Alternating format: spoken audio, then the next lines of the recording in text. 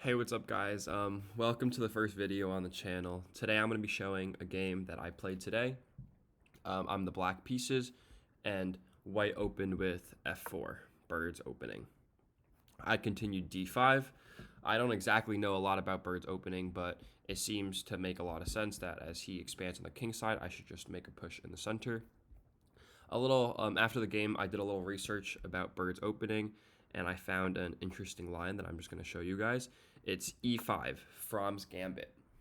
And after f captures on e5 and d6, e captures on d6, and bishop captures on d6, black baits white into playing something like knight to c3, because best here is knight to f3, but if white goes knight to c3, then you have this queen to h4, which wins the game immediately.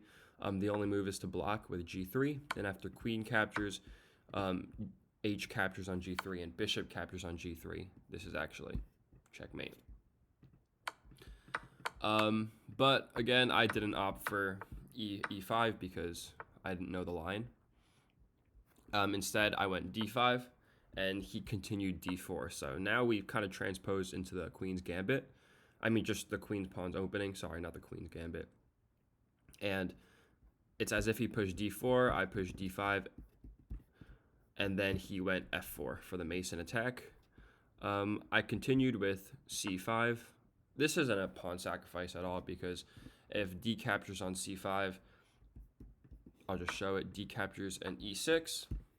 The c5 pawn is hanging, and if you play something like b4 to defend, you're gonna have not a good game. Black's pawn structure has a really strong grip over the light squares, so this is not something white wants to go for. So instead, after c5, white goes c3 to protect his pawn, and if I capture the pawn, he can just recapture, and then all is well for white. I continued bishop f5 in this position, just grabbing hold of this strong diagonal and getting ready to kind of support my d5 pawn with e6. He continues development, knight to f3, and I pushed e6. He goes e3, so now we've entered this kind of closed position, and I continue development, knight to c6. The same idea applies. You never want to capture this pawn because of bishop captures on c5. He goes bishop to d3, offering me a light square bishop trade, and I accept this. I like to mostly accept trades because I think I'm a stronger endgame player, so the less things there are on the board, the less opportunity I have to mess up and get closer to the endgame. He recaptures with his queen, and I continue development with knight to f6. You might ask, why don't I push c4 here and close the position? I will have this very strong pawn chain. This is because after something like queen to c2 and whatever I play next, maybe knight to f6, he could just go b3. And then if I capture, he captures, and now my center is weaker. But if I let him capture, then my center is destroyed, so it's not a very desirable position for me. So instead, I keep the tension in the middle, and I just opt for knight to f6, continuing my development, and he plays knight b to d2.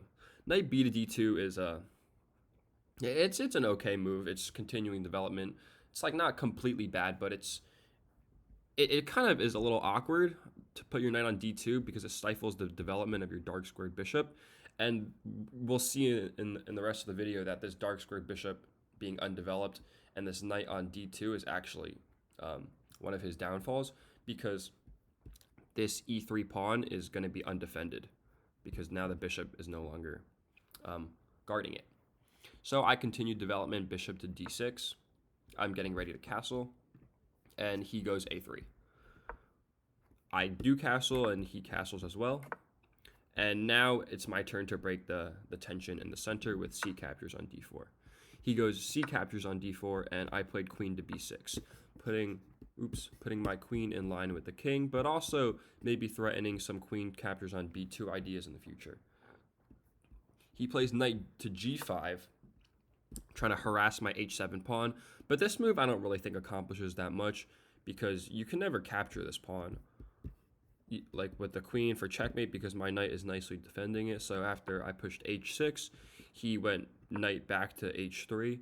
This So he kind of got to remaneuver his knight from f3 to h3 while allowing me to push h6. So this just seems very, very weak for him. And in this position, I played queen to a6, offering him a queen trade because, after he captures my queen, I can recapture with my pawn and then bring my rook to the semi-open b file. He denies my queen trade and goes queen to b1, and I go rook a to c8 because I want my rook to have control over this open file. Maybe eventually I will. You see, as I mentioned before, this pawn's weak. I can remaneuver my knight to f5 to go for this pawn, and then eventually I can double up on the open c file and then bring one of my rooks to, c2 maybe. And then in the second rank, I'll be able to do a lot of damage.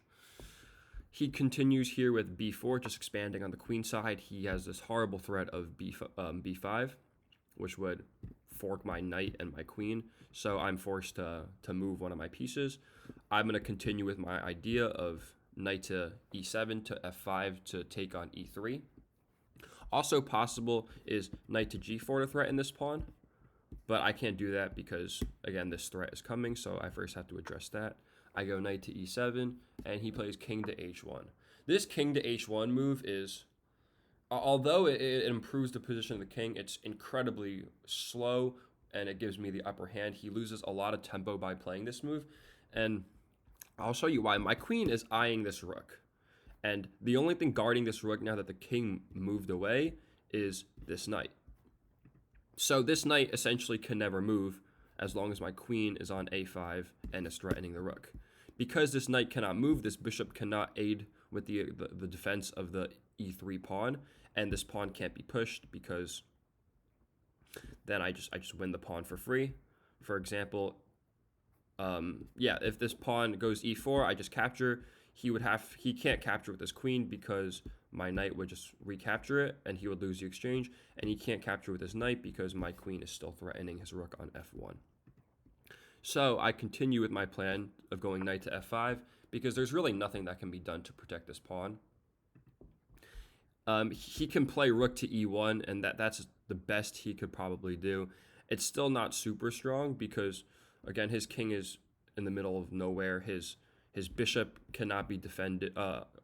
His bishop cannot be developed. His queen is sitting awkwardly on b1, and his right rook is completely out of the game. But in this position, my opponent actually blundered. He played knight to f3, and I guess he forgot that this rook was hanging, so I captured it immediately. And now he's forced to block with one of these knights. He opts to block with knight f to g1, and I'm just going to continue. Like, I can threaten this pawn with knight to h4, and he's forced to defend this pawn. This would be checkmate. He can play rook to a2 or queen to b2. He opts for rook to a2, and that's actually not good because better would have been queen to b2 because you still need two defenders of this c1 bishop. We talked about before how it was awkward when he brought his knight to d2 because it stifled the development of the bishop, and now we see the repercussions of that move with rook to a2 because now rook captures on c1, and this is catastrophic for him. He's down so much material, and his queen is under attack.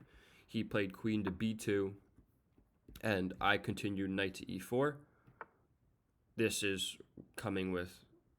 I'm just trying to improve the position of my knight. Maybe it'll jump there eventually. Maybe it'll jump to g3 eventually. He also doesn't really have a good move in this position. Maybe my rook is ready to go to c8, to come to c2, maybe get his queen for two rooks. I'm up so much material that I can every move I make is basically winning. He goes g4, just trying to expand, but this actually loses the game in 5 moves. It's forced. If you guys want, you can try to find the solution, but I'm gonna show you now. It's queen to f3, and you cannot capture the queen because the rook is the knight is pinned, and the only move that white can play in this position is queen to g2. And, well, this is not a good move because you just lose the queen. And after rook captures, There's mate in 2 because I played rook captures on g1, and if king captures, queen to d1 is checkmate, and if knight captures, which is what my opponent played, we have this amazing smothered mate. Knight to f2 is checkmate because the rook can't capture, it's pinned, and there's 3 things blocking off the movement of the king. So this was just a quick short game. I think it was 24 moves total. I hope you guys enjoyed, and I look forward to sharing more chess videos with you guys in the future.